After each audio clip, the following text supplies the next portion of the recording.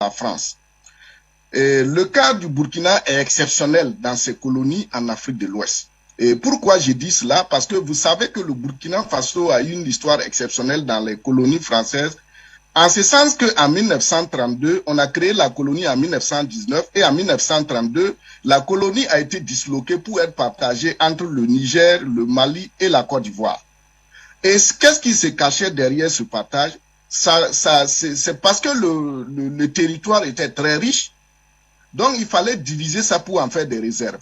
Vous comprenez pourquoi aujourd'hui, quand vous prenez cette zone qu'on appelle entre guillemets, je n'aime pas ce concept, la zone des 3 frontières, c'est une zone vachement riche. Mais comme c'est entre 3 zones, ils ont créé ce qu'on appelle l'autorité du Liptako-Gourma.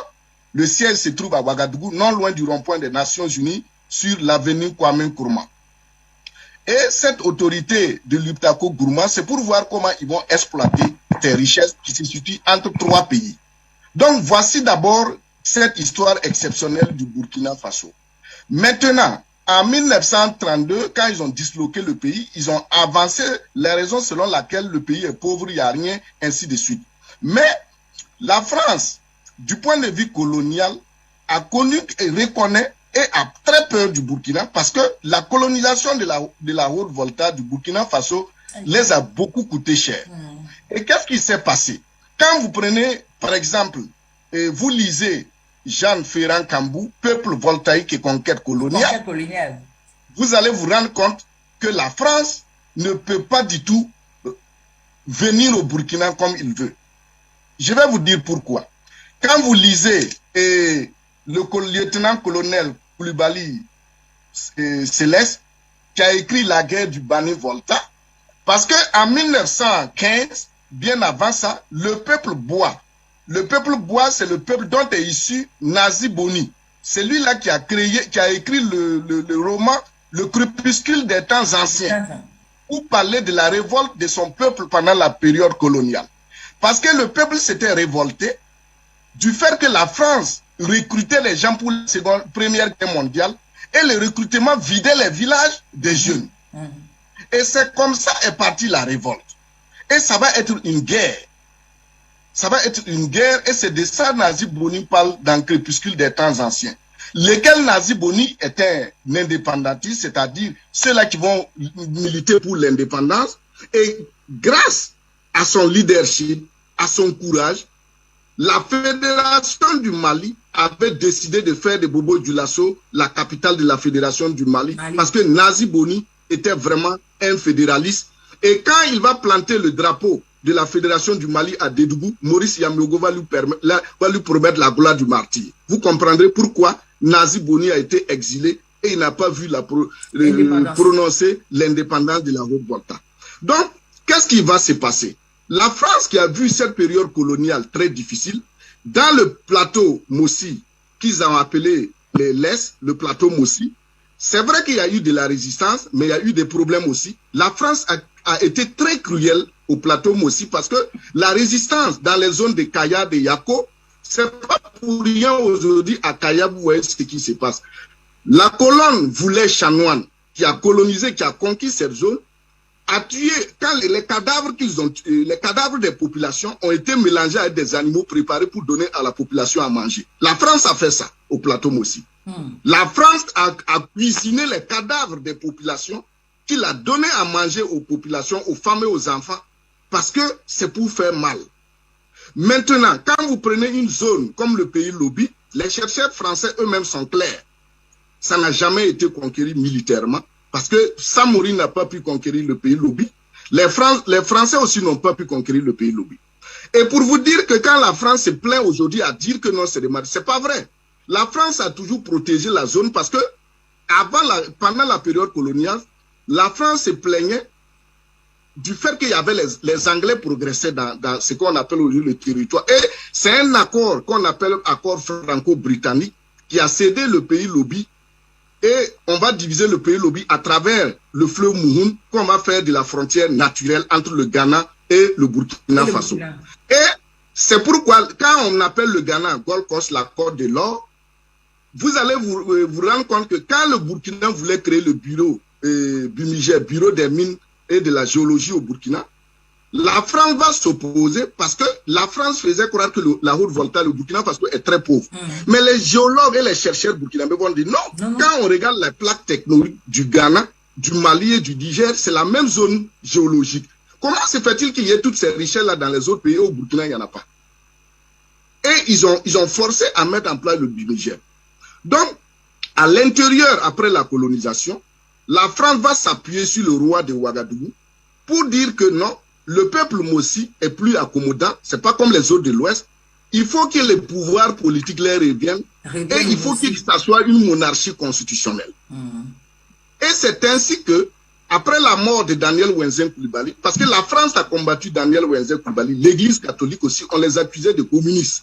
Et la France et l'église catholique ont travaillé à ce que le RDA n'atteint pas le plateau Mossi.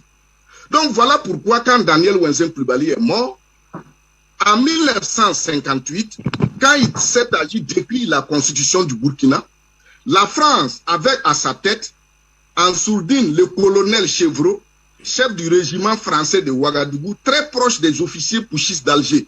Il faut voir l'histoire. Va maintenant appuyer le Naba Kougri pour qu'on puisse faire un coup d'État. Ils ont fait tenté un coup d'État afin qu'on écrive la constitution du Burkina Faso sous monarchie constitutionnelle et le Naba Kougri, le roi de Ouagadougou, sera maintenant l'empereur.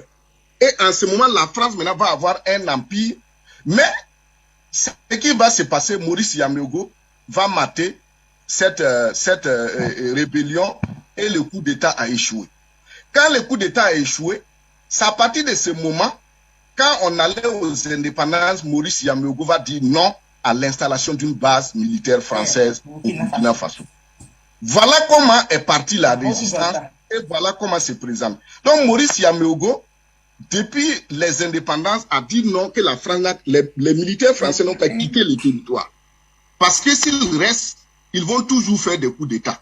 Et lui, Maurice, il ne sera pas en sécurité. Félix Houphouët-Boigny a tout fait.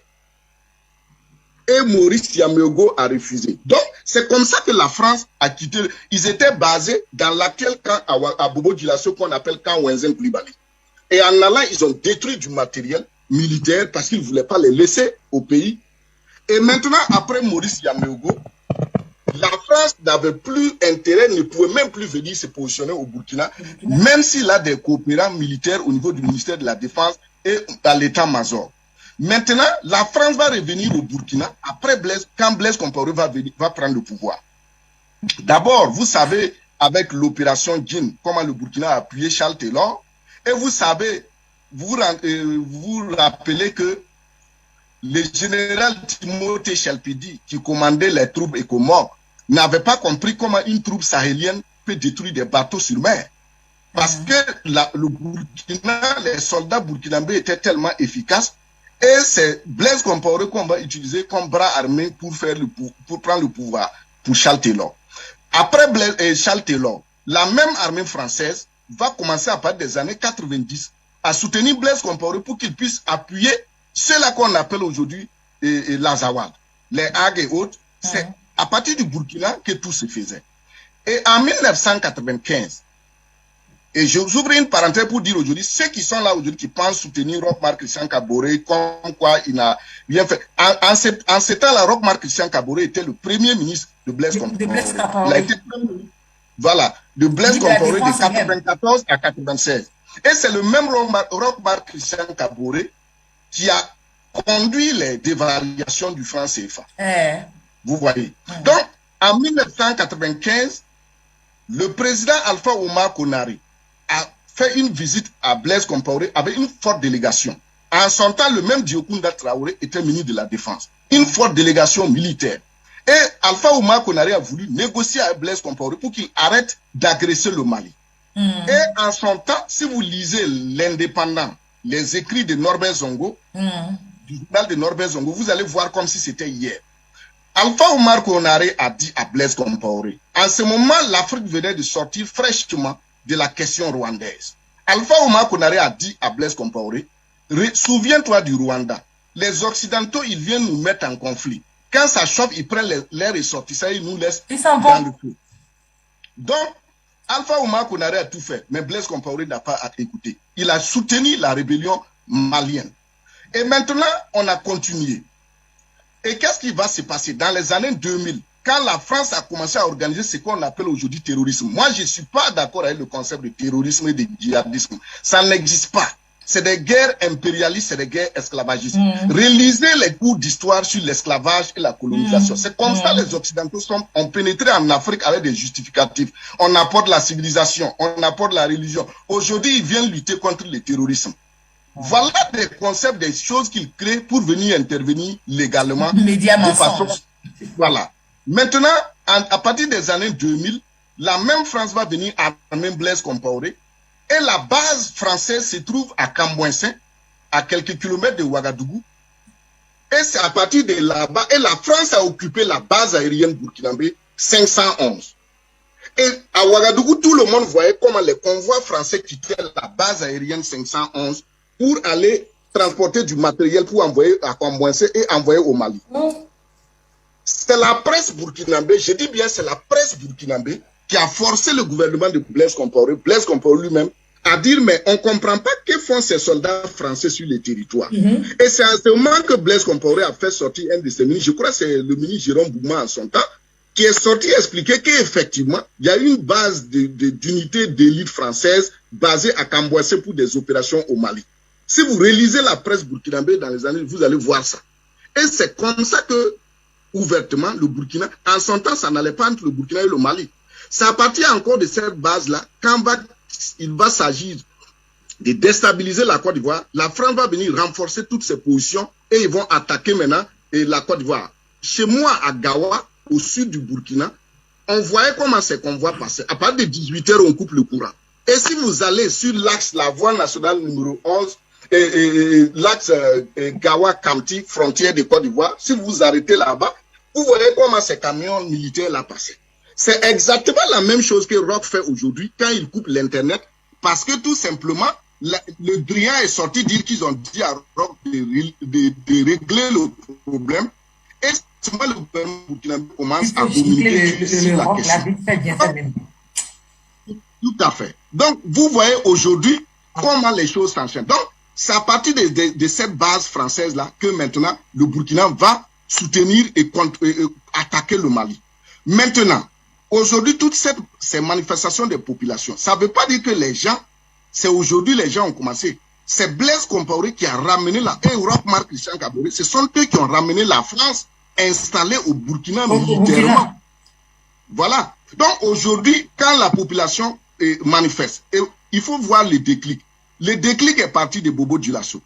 C'est dans cette ville, rappelez-vous, que les gens marchaient contre les bases militaires étrangères et que c'est là-bas, Semi Keba partait et on l'a arrêté. Vous vous rappelez de l'arrestation de Semi Keba.